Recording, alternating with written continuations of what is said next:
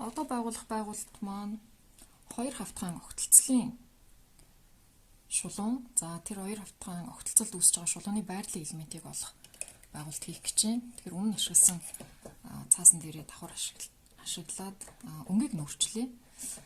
За байрлалын элемент маань энд бичигдсэн байж байна. 2 хавтгайн байрлалын элемент. За түрүүний бичиглэлтээс бас арай жоохон өөр харагдаж байгааг анзаарч байгаа. Тэгэхээр энэ дээр бол ялгаахгүй энэ 3 оронтой өгөгдсөн тоо маань сумал.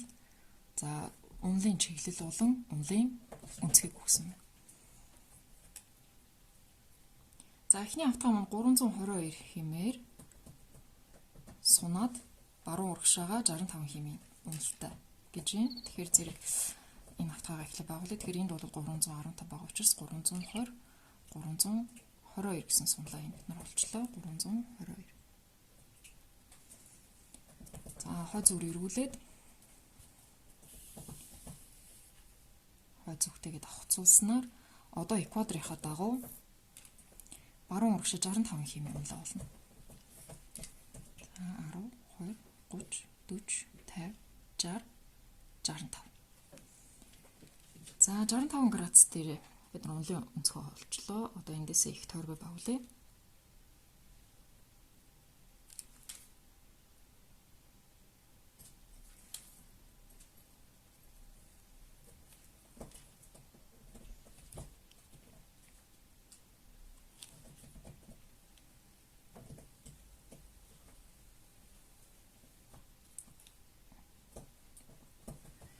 За эхний хавтгай маань энд дүрслэгдлээ.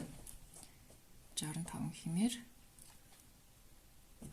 баруун урагшаа. Хоёр дахь хавтгай зүүн урагшаа 60 хэмээн суналтай. За баруун урагшаа суналтай гэсэн байна. За 60 хэмээн сунлаа болъё. 10 20 30 40 50 60.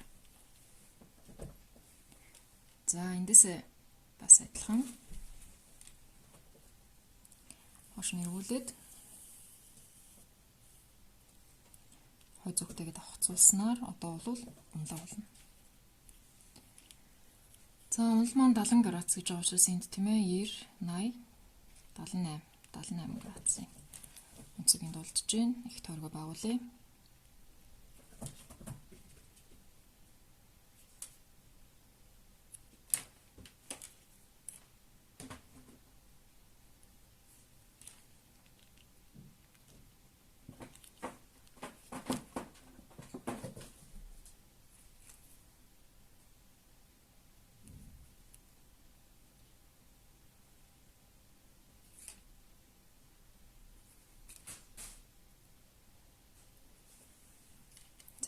Хавтгай маань ингэ байгуулагдлаа.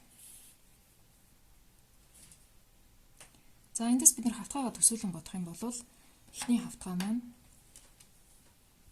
баруун урагшаа суналтай, баруун урагшаа суналтай хавтгай байна. Хоёр дахь хавтгай маань болохоор зүүн урагшаа суналтай, баруун урагшаа суналтай ийм хоёр хавтгай байна. Тэгэхээр энэ хоёрын хавтгайн огтлцолд үүсэж байгаа шулууны байрлалын элементийг бид нар одоо олох гэж байна. Тэгэхээр энэ огтлцлын шулуун маань одоо проекц дээр бол зөвхөн цэгээр илэрхийлэгдэнэ. Тэгэхээр энэ цэгийн байрлалын элементийг олно гэсэн үг байна.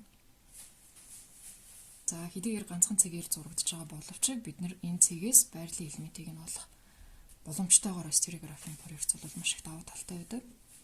За энэ цэгийн байрлалын элементийг олохдоо цэгээ экватор хүртэл эргүүлнэ.